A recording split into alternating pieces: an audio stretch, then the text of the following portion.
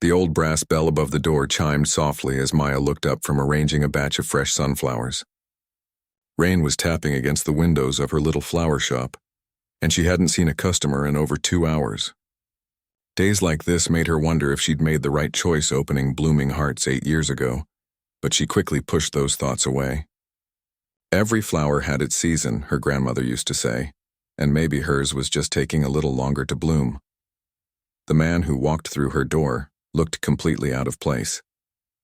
His expensive navy suit was damp from the rain, and his leather shoes probably cost more than Maya made in a week. But it wasn't his fancy clothes that caught her attention. It was the way he stood there, looking around her colorful shop like he'd never seen flowers before. His shoulders were tense, and there was something in his dark eyes that reminded Maya of a lost child. "Good afternoon," Maya called out with her usual warm smile, wiping her hands on her green apron. "Can I help you find something special today?" The man turned toward her, and she could see the exhaustion written across his face. He was probably in his late 30s, with short brown hair that looked like he'd been running his fingers through it. When he tried to smile back, it didn't quite reach his eyes. "Hi, I'm James," he said, his voice soft but strained. "I need flowers, but I honestly have no idea where to start." Maya stepped out from behind the counter, her instincts telling her this wasn't about impressing a girlfriend or apologizing for being late to dinner. There was something deeper here, something that made her heart ache just looking at him. "Well, James, you've come to the right place," she said gently. "What's the occasion? That might help me point you in the right direction." James hesitated, shoving his hands deep into his pockets. He glanced around the shop again, taking in the roses, tulips, and lilies arranged in neat rows. Maya watched him struggle with his words, and she felt that familiar tug in her chest that happened whenever someone was hurting. "They're for someone very special," he finally said, his voice catching slightly on the words. "Someone who meant everything to me." Maya nodded, understanding flooding through her. She'd learned to read between the lines after years of helping people express feelings they couldn't put into words. The wedding ring on his finger caught the light as he shifted his weight from one foot to the other. "Take your time," Maya said softly. "There's no rush. Would you like to tell me about this special person? Sometimes it helps to talk about what made them smile."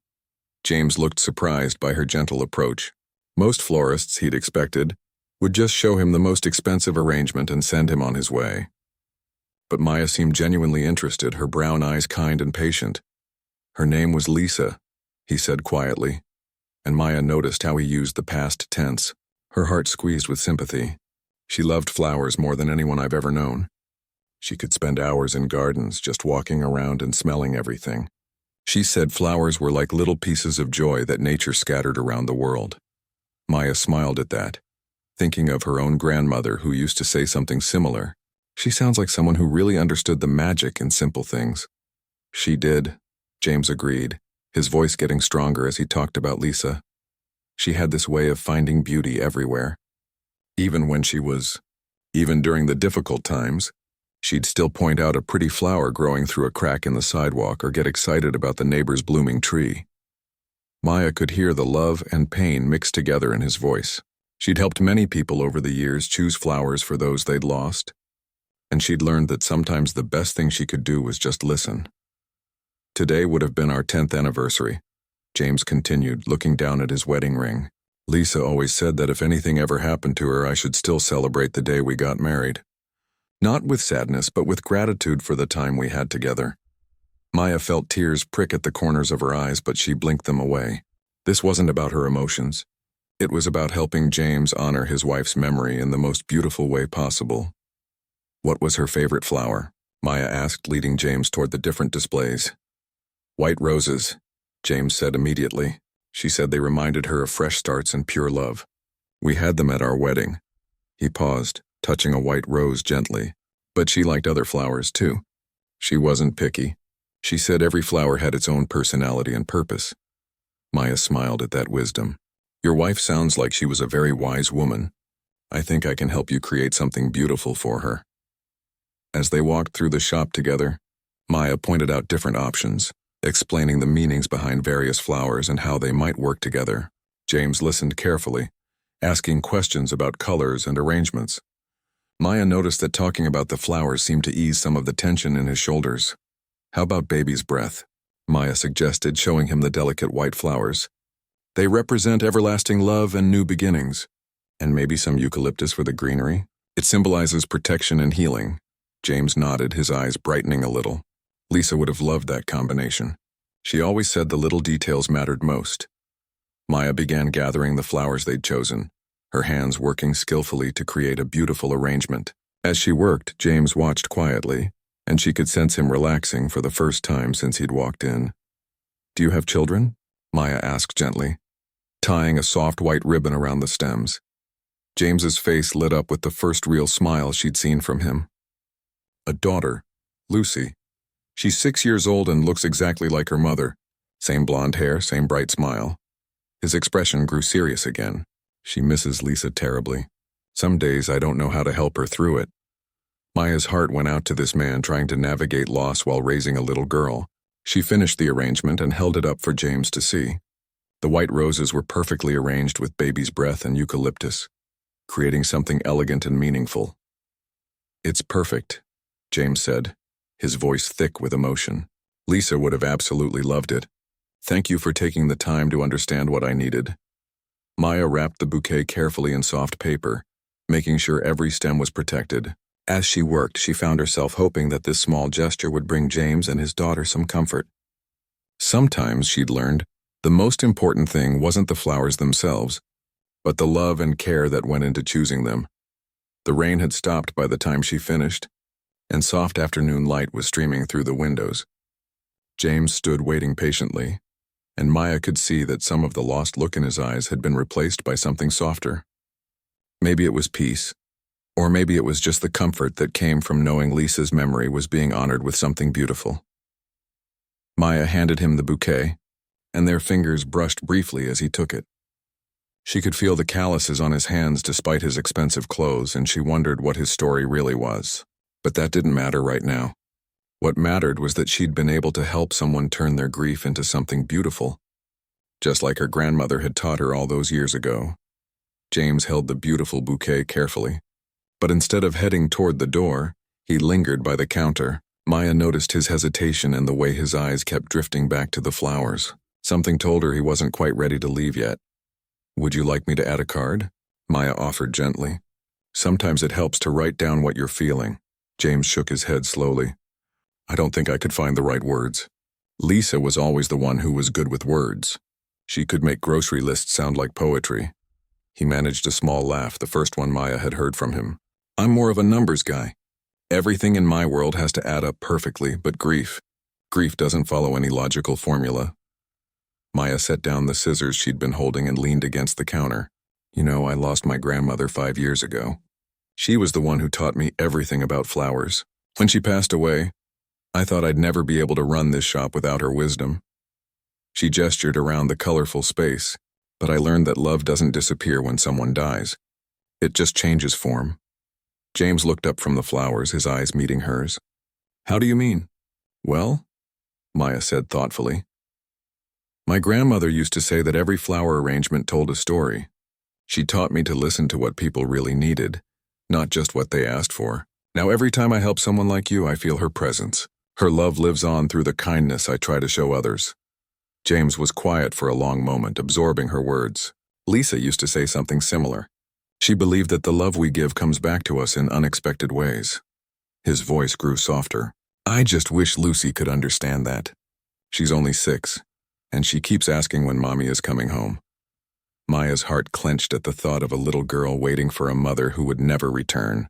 "That must be incredibly difficult for both of you. How do you explain something so painful to someone so young?" "Honestly, I'm terrible at it," James admitted, running his hand through his hair.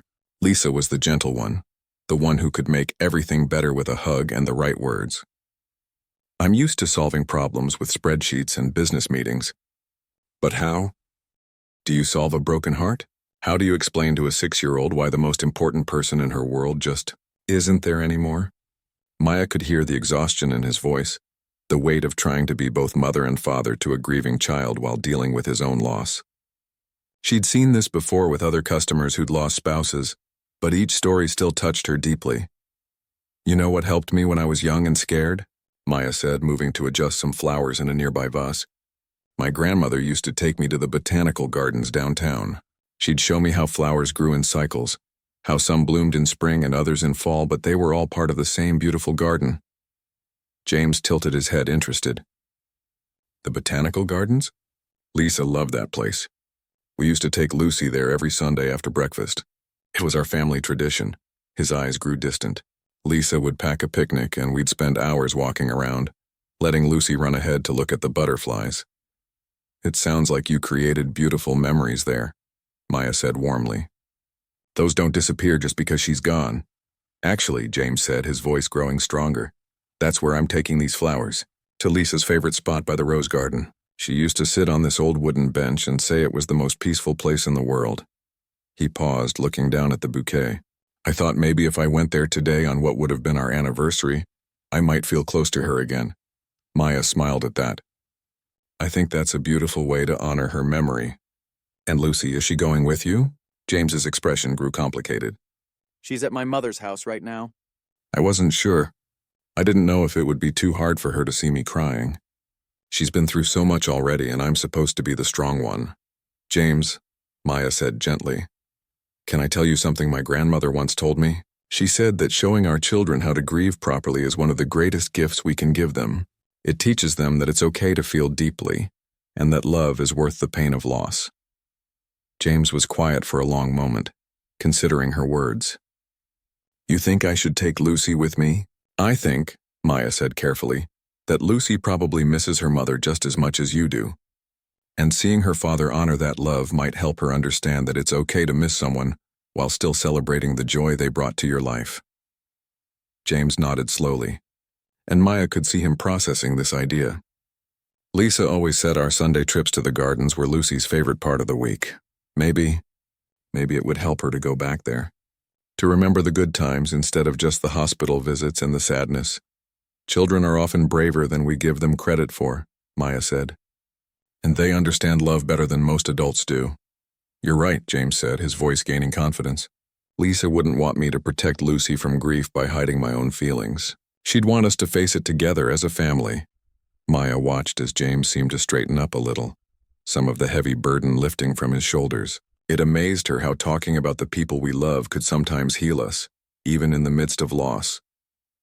Would you mind, James asked suddenly, if I brought Lucy by sometime to see your shop? She loves flowers almost as much as her mother did, and I think she'd enjoy learning about them from someone who clearly cares as much as you do. Maya felt a warm flutter in her chest. I would love that. I don't get many young visitors, and there's something special about sharing the magic of flowers with children.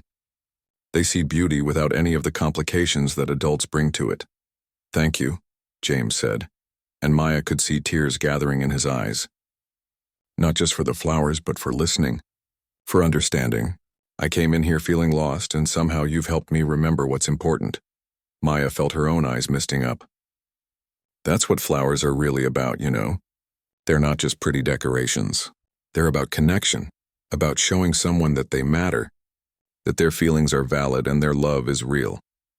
James carefully adjusted his grip on the bouquet, treating it like the precious tribute it was. Lisa would have loved talking to you. She always said that the best people in the world were the ones who took time to really listen. Well then, Maya said with a gentle smile, I would have loved meeting her too. As James finally headed toward the door, he turned back one more time. Maya, thank you for helping me understand something important today. Love doesn't end when someone dies. It just finds new ways to grow. Maya watched him walk out into the afternoon sunshine, carrying the flowers that would honor his wife's memory. She had a feeling this wouldn't be the last time she saw James, and that somewhere, somehow, this unexpected meeting was the beginning of something important. Maya watched James cradle the bouquet with such tenderness that it made her heart swell. There was something beautiful about seeing a grown man handle flowers with the same care he might hold a sleeping child. She could tell these weren't just flowers to him anymore. They were a bridge between his past and his future, a way to keep his wife's memory alive. How much do I owe you? James asked, setting the bouquet carefully on the counter while reaching for his wallet. Maya had been running her flower shop long enough to recognize all kinds of customers. There were the wealthy socialites who barely glanced at price tags, the young couples stretching their budgets for special occasions, and the regular folks who counted every dollar. But James was different. Everything about him screamed success. His perfectly tailored suit, his expensive watch, the way he carried himself with quiet confidence. Yet when he pulled out his wallet, Maya's trained eye caught something that made her pause. The leather wallet was beautiful, probably Italian, but it was also nearly empty. She glimpsed maybe 2 bills inside, definitely not enough to cover the arrangement they'd carefully crafted together. James must have seen her notice because his jaw tightened slightly, and a flush crept up his neck. Maya's mind raced. She'd seen this before. People who looked successful on the outside but were struggling behind the scenes. Maybe he'd lost his job after Lisa's illness. Medical bills could destroy anyone's savings, no matter how well off they seemed. Or perhaps he'd spent everything on treatments, hoping against hope to save the woman he loved. "Let me just calculate this for you," Maya said gently, pretending to punch numbers into her old calculator. Her fingers moved over the keys, but she wasn't really adding anything up. Instead, she was thinking about her grandmother's advice. "Maya, sometimes the most beautiful flowers bloom when we plant seeds of kindness without expecting anything in return. The white roses are $15, she said aloud, though they normally cost $25. Baby's breath is usually $8, but I'm running a special this week, so that's $5. And the eucalyptus?" She paused dramatically, tapping her pen against the counter. "You know what? I've been trying to clear out some of my older eucalyptus stock. Consider that complimentary." James looked up sharply. "That's very generous, but I insist on paying full price. This arrangement is perfect, and your time and expertise are worth every penny." Maya could see the pride in his eyes, the way his shoulders straightened even as his fingers tensed around the thin wallet. She understood that look. It was the same expression her father used to get when neighbors offered help after her mother died. Grateful, but determined not to be seen as charity case. "Actually," Maya said, inspiration striking, "I have a special discount I don't advertise much. It's for memorial arrangements. Someone once told me that honoring the dead shouldn't be limited by the money in our wallets, and I've never forgotten that wisdom." It wasn't entirely a lie. Maya had helped several families over the years who couldn't afford much, quietly reducing prices when she could. She'd just never given it an official name before. James studied her face, and Maya could see him trying to decide whether to accept her kindness or insist on paying more. The internal struggle was written clearly across his features. "The total comes to $28, Maya said firmly, settling on a price she hoped he could manage while still preserving his dignity. James opened his wallet and carefully counted out the bills. Maya pretended not to notice how this left him with almost nothing. As he handed over the money, their fingers touched briefly, and she could feel the slight tremor in his hands. "Thank you," he said quietly. "This means more than you know." Maya nodded, but she wasn't done yet. Something about James and his story had touched a place in her heart that hadn't been stirred in a long time. Maybe it was the way he talked about Lisa, or the obvious love he had for his daughter, but she found herself wanting to do more. "Wait just a moment," she said, turning back to her work area. "I have something else for you." James watched curiously as Maya selected a handful of small white roses and some delicate yellow flowers called billy buttons. Her hands moved quickly, creating a tiny bouquet that would fit perfectly in a child's hands. "This is for Lucy," Maya said, wrapping the small arrangement in soft yellow paper. "Every little girl should have her own flowers when she visits her mommy." James's eyes immediately filled with tears. He reached for his wallet again, but Maya gently pushed his hand away. "This one's on the house," she said firmly. "Consider it a gift from one person who understands loss to another." "Maya, I can't—" James started, but his voice broke. "Yes, you can," Maya said softly. "Because someday, when you're in a position to help someone else who's hurting, you'll remember this moment. And you'll pass that kindness forward. That's how it works." James stared down at the small bouquet, and Maya could see him struggling to maintain his composure. After a long moment, he looked up at her with genuine gratitude shining in his eyes. "Lisa would have loved you," he said simply. "She always said the world was full of angels disguised as ordinary people." Maya felt warmth spread through her chest. "I have a feeling I would have loved her too." As James carefully balanced both bouquets, preparing to leave, he hesitated at the door. "Maya, can I ask you something? Would it be possible for me to come back? Maybe in a few weeks for more flowers for Lisa?" "Of course," Maya said without hesitation. "I'd be happy to help you any time. The thing is," James continued, looking almost shy. I don't know much about flowers or what would be appropriate for different times of the year. Lisa handled all of that, and I was thinking, if you wouldn't mind, maybe you could help me learn, so I can keep bringing her beautiful arrangements. Maya's smile was radiant. I would love nothing more than to teach you about flowers. Each season has its own special blooms, and there are so many ways to honor someone's memory throughout the year. James looked relieved. Would it be okay if I gave you my phone number? That way I could call ahead and make sure you have time to help me put together something special. That's perfect, Maya said, pulling out an old order pad. And please bring Lucy next time. I meant what I said about that little bouquet. I'd love to meet her. James carefully wrote down his number with hands that were steadier now than when he'd first walked in. Thank you, Maya, for everything. You've turned one of the hardest days I've faced into something, well, not exactly happy, but peaceful. Hopeful, maybe. Maya tucked the piece of paper into her apron pocket. That's what flowers are really about, James. They remind us that beautiful things can grow even after the hardest winters. As James walked out into the afternoon sun, carrying flowers for both his late wife and his living daughter, Maya felt a sense of rightness settle over her. Sometimes the best business transactions weren't about money at all.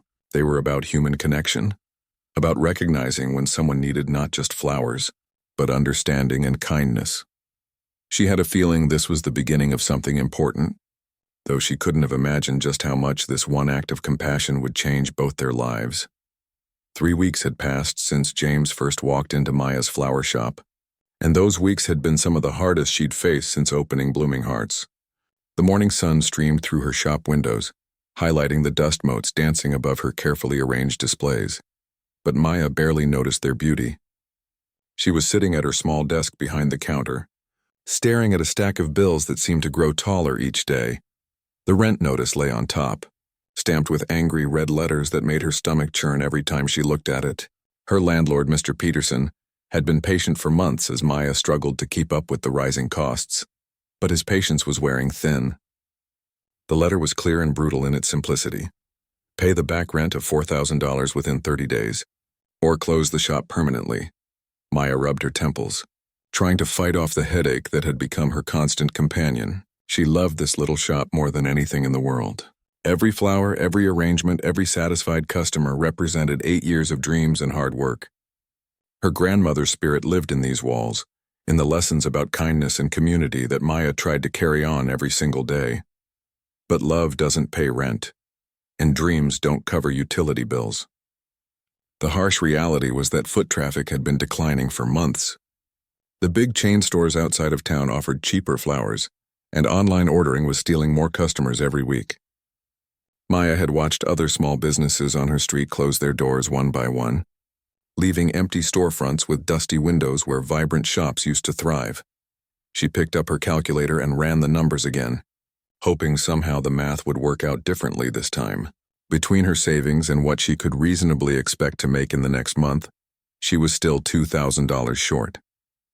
The knot in her stomach tightened as she realized she might have to do the unthinkable, call her parents, and ask for help. Maya was so lost in her worries that she almost missed the gentle chime of the bell above her door. She looked up to see James walking in, but this time he wasn't alone. Beside him was the most beautiful little girl Maya had ever seen, with blonde curls that caught the sunlight and bright blue eyes that sparkled with curiosity. Maya, James called out, his voice warmer and more relaxed than it had been 3 weeks ago. I'd like you to meet someone very special. The transformation in James was remarkable. Gone was the lost, exhausted man who had stumbled into her shop. He still carried sadness in his eyes, but there was something else there now, a peace that hadn't been there before. He was dressed more casually today, in dark jeans and a simple button-down shirt that made him look younger and more approachable. This must be Lucy, Maya said, quickly shoving the bills into a drawer and coming around the counter with a genuine smile. She knelt down to the little girl's level. Your daddy told me all about you. Lucy hid behind James's leg for a moment, but her natural curiosity soon won out. She stepped forward slightly, her small hand still clutching her father's. Are you the flower lady? Lucy asked in a sweet, high voice that reminded Maya instantly of wind chimes. I am indeed the flower lady, Maya replied with a warm laugh. And I heard you love flowers almost as much as your mommy did. Lucy's face lit up like Christmas morning. Daddy took me to see Mommy with the flowers you made. They were so pretty, and I put my little ones right next to the big ones on her favorite bench. Maya felt her heart squeeze. She could picture this precious child carefully placing her tiny bouquet next to her mother's memorial flowers, probably talking to Lisa as if she were right there listening. "I'm so glad you like them," Maya said softly. "Would you like to see how I make flower arrangements? I could teach you a few things." "Really?" Lucy's eyes went wide with excitement. "Can I touch them?" "Of course. But first let's wash those little hands so we don't transfer any germs to the flowers." As Maya led Lucy to the small sink in the back corner of the shop, she noticed James watching them with an expression of pure contentment. It was clear that seeing his daughter happy brought him more joy than anything else in the world. "She's been talking about visiting your shop for weeks," James said, following them. "Ever since I told her about the kind flower lady who helped Daddy pick perfect flowers for Mommy." Maya showed Lucy how to gently touch the petals and smell the different fragrances. The little girl was a natural, handling each flower with the same care she might give a baby bird. As they worked together, Lucy chattered away about her school, her friends, and how much she missed her mother. "Daddy works really hard," Lucy said as she carefully arranged some daisies in a small vase. "His company helps lots and lots of people, and everyone says he's really important. But I think he's important because he makes the best pancakes in the whole world." Maya smiled at the child's perspective, but something about Lucy's words made her pause. "What kind of company does your daddy work at?" "Oh, it's huge," Lucy said, spreading her arms wide to demonstrate. "He showed me pictures of the big building with his name on it. All the people there wear fancy clothes and carry briefcases, just like in the movies." James, who had been examining some roses nearby, suddenly became very interested in a particular flower arrangement. "Lucy, sweetheart," he said carefully, "maybe we should focus on the flowers instead of boring work stuff." But Lucy was on a roll, the way children get when they're excited about sharing something important. "It's not boring, Daddy." "Maya, did you know that Daddy's company gives money to help kids who don't have enough food? And they built a playground at my school.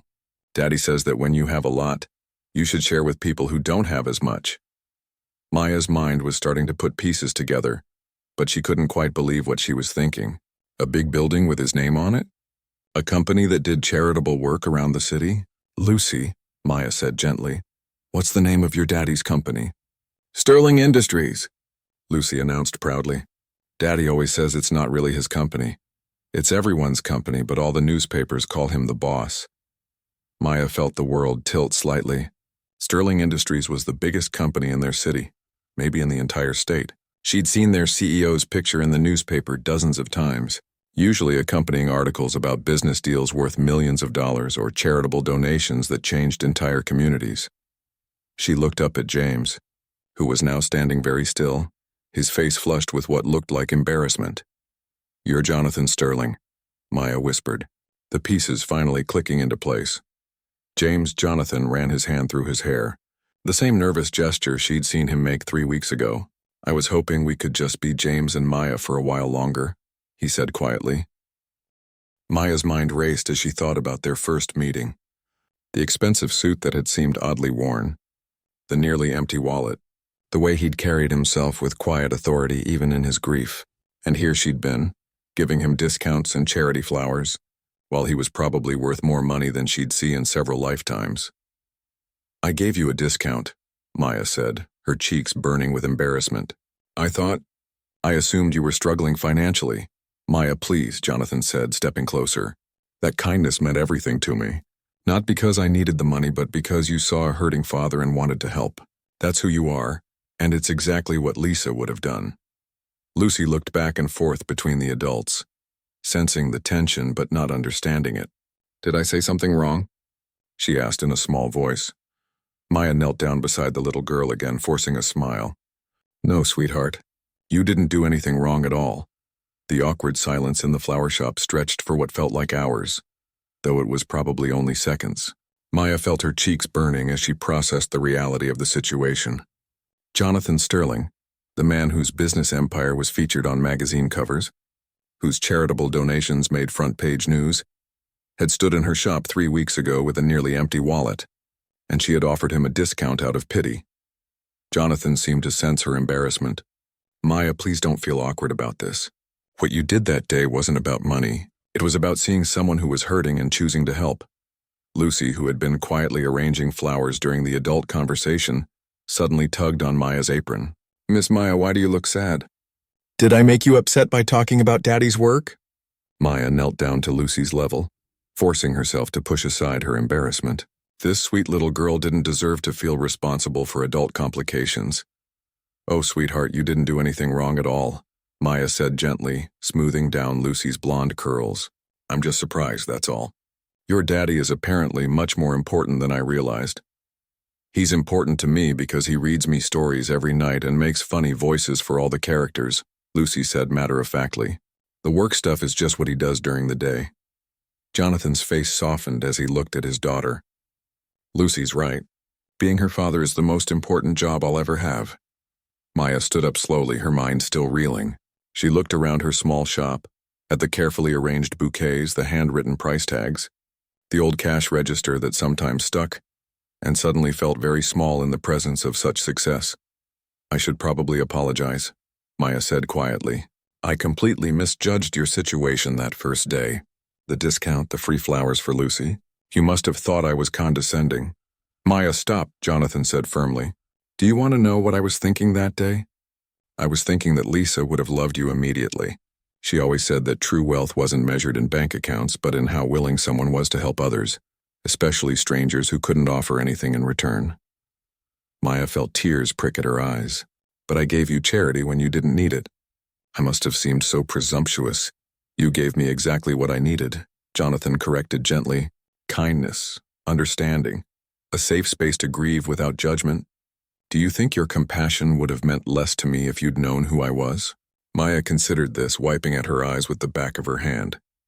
I suppose not, but it's embarrassing to realize how wrong I was about everything. Jonathan moved closer, his voice gentle but serious. Maya, can I tell you something about that day? When I walked in here, I was barely holding myself together. I'd been to 4 other flower shops, and each one treated the arrangement like just another transaction. Rush in, pick something pretty, pay, and leave. But you took time to understand what the flowers meant to me. You helped me honor Lisa's memory in a way that felt genuine and beautiful. Lucy had wandered over to examine some colorful tulips, giving the adults space to talk more freely. The empty wallet, Maya said suddenly. I saw it and assumed. Jonathan looked sheepish. I'd given my assistant my credit cards to handle some business payments, and I'd forgotten to take cash from the office. I was actually planning to come back later that day to pay you properly, but when you offered the discount, I realized something important. What's that? For the first time since Lisa died, someone was treating me like a person instead of a position. Not as the CEO of Sterling Industries, not as a business contact or a networking opportunity, just as James, a man who missed his wife and didn't know how to help his daughter through her grief. Maya felt her perspective shifting. She'd been so focused on her embarrassment that she hadn't considered how refreshing it might be for someone like Jonathan to experience genuine human connection without the complications of wealth and status. I'm glad I didn't know then, Maya admitted. I might have acted differently, and that would have been a shame. Jonathan smiled, the first real smile she'd seen from him since Lucy's revelation. Exactly. And now that you do know, I hope we can still be friends. Real friends, not business associates. Daddy? Lucy called from across the shop. Miss Maya, some of these flowers look sad. Their heads are drooping. Maya looked over at the display Lucy was examining and sighed. Those roses were 3 days old and should have been discounted or composted yesterday, but she'd been hoping to squeeze another day's sales out of them. You're right, sweetie, Maya said. Those flowers are getting tired. Jonathan followed her gaze and seemed to notice details about the shop that had escaped his attention before. The slightly faded paint on the walls, the way some of the display buckets had seen better days, the handwritten sale signs that suggested money was tight. Maya, Jonathan said quietly, can I ask you something personal? How is business really going? Maya hesitated, then decided honesty was the best policy. After all, he'd shared his deepest grief with her. Not great, if I'm being honest. Foot traffic has been declining for months. People are buying flowers online or driving out to the big chain stores. She stopped, not sure she was ready to voice her biggest fear. Actually what? Maya took a deep breath. I got a notice from my landlord 3 weeks ago. I'm behind on rent, and if I can't catch up within the next week, I'll have to close the shop. Jonathan was quiet for a long moment, and Maya could practically see his business mind working. How much do you need? Oh no, Maya said quickly. I wasn't telling you that to ask for money. I would never. I know you wouldn't, Jonathan said. That's exactly why I want to help. Lisa always believed that when good people are struggling through no fault of their own, those who can help should step up. Jonathan, I can't accept charity from you. Especially not after. What if it wasn't charity? Jonathan interrupted. What if it was a business arrangement that made sense for both of us? Maya looked at him suspiciously. What kind of business arrangement? Jonathan's eyes lit up with the same enthusiasm Maya had seen when he talked about Lucy. Sterling Industries has offices in 12 cities.